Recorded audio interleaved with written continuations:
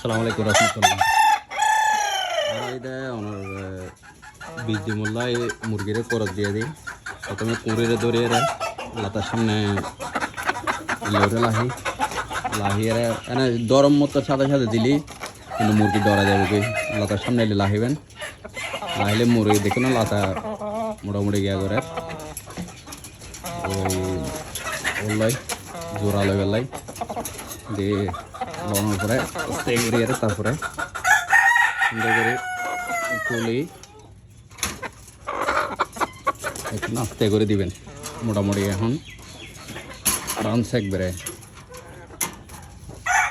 লাগবে। এগুলো যদি করজ বিস্তারের একদম মনোর বীজ ডিমুর 100% একদম বীজ ডিমই। আর সবসময় চিন্তা করবেন যে বিকালের টাইম দিবার লাগে, বিকালের টাইম হলে একদম সকালবেলা যা আছে ডিম পারে গেলে মুরগি ডিম পাড়ানোর পরে একদম বিকালবেলা রিল্যাক্স থাকে। রিল্যাক্সের টাইমত একদম বিকালবেলা দিবেন, দিলে আরামসে খরচ করব।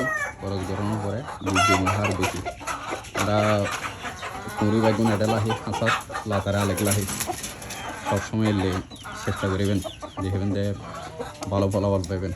ভালো পাবেন। আসসালামু আলাইকুম।